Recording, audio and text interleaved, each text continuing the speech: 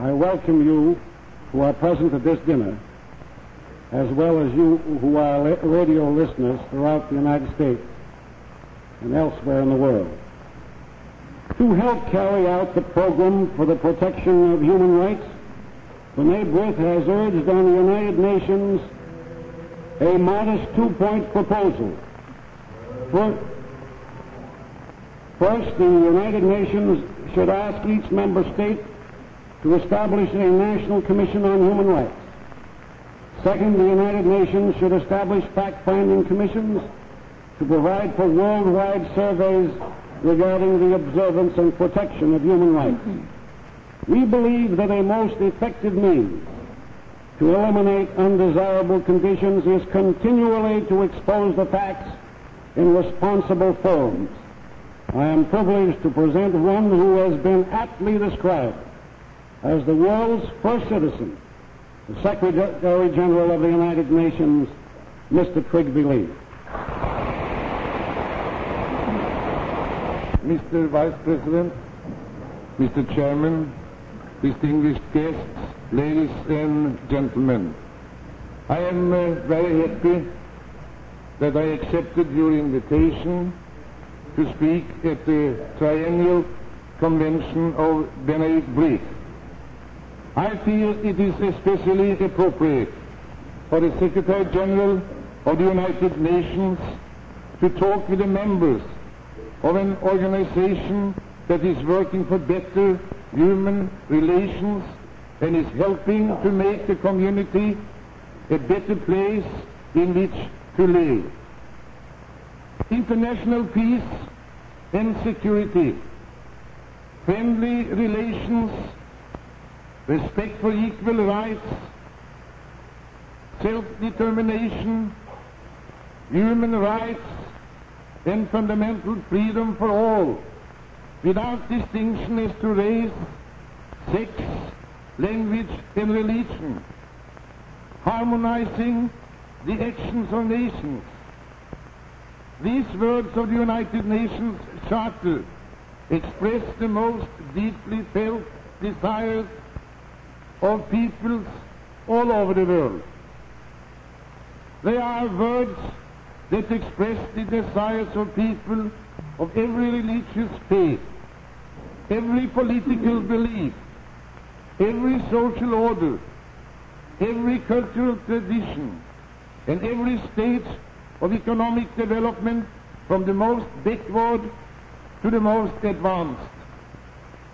The human rights provisions of the United Nations Charter were greatly strengthened in San Francisco by the influence of non-governmental organizations like Breit, who were there as consultants or observers.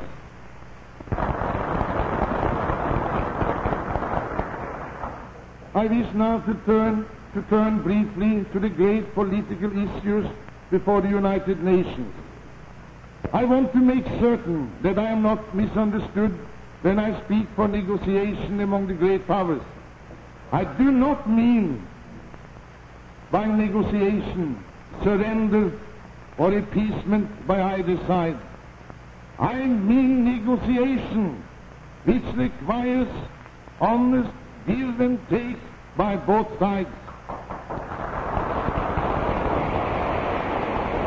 What we need, what the world needs, is a 20-year program to win peace through the United Nations.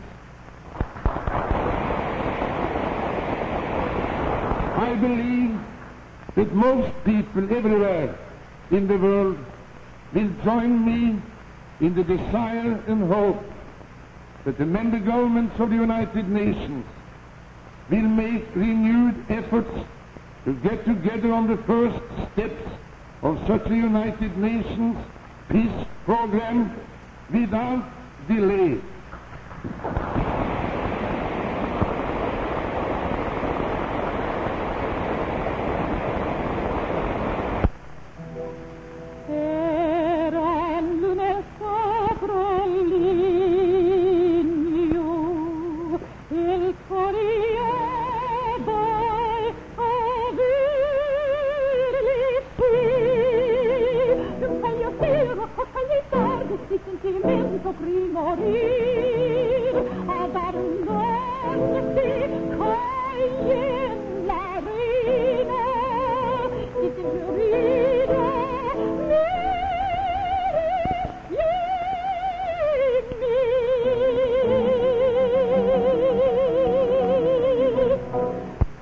persons in the United States who are held in greater affection and regard by all the people than our next speaker. His great and long record of public service entitles him to an important place in the history of our time. Ladies and gentlemen, the Vice President of the United States.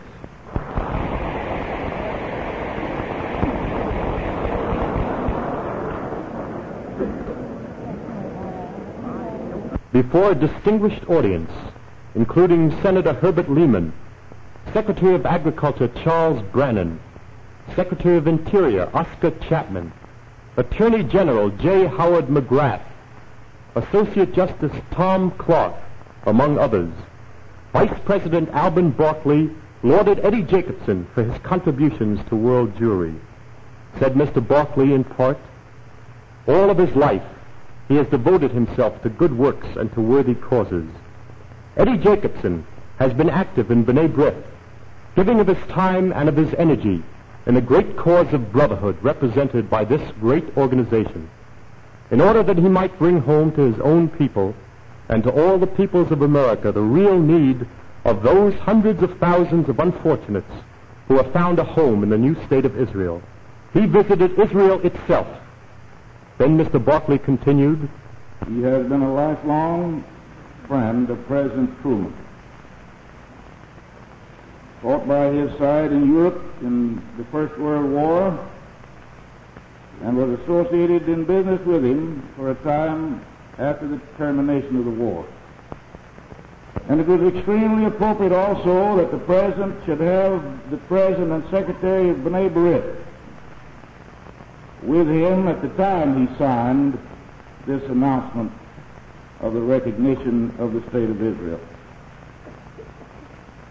We do not ordinarily bank too much on ancestry in this country, where we believe in the equality of men without regard to race, religion, or color, or national origin.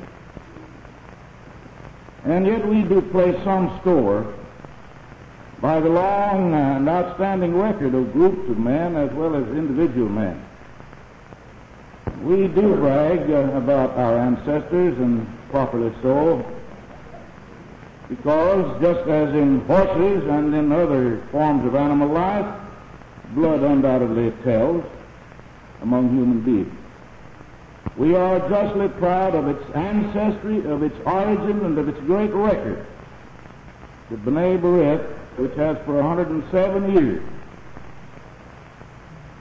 in the United States of America and wherever else its influence might be felt, sought to break down the barriers of bigotry and intolerance and hatred,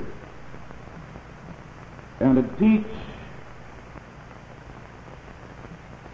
the brotherhood of man, that men of different origin, of different ancestry and different background, of different religious beliefs, different political affiliations, different economic status, may live together as neighbors and as friends and as Americans. I congratulate the B'nai B'rith not only on its antiquity of origin, not only upon the 350,000 members which honor its roster, but honor it because through its influence it has helped to break down the barriers of misunderstanding, of intolerance, of bigotry and hatred. And therefore I am sincere when I say that I hope that in the years to come it may not only grow in numbers, but that it may grow in influence and power among all the peoples, not only of Jewish distinction, but all the people in this great country and all the people of the world. We have tried to express our affection in this service award, which the Executive Committee has bestowed upon you.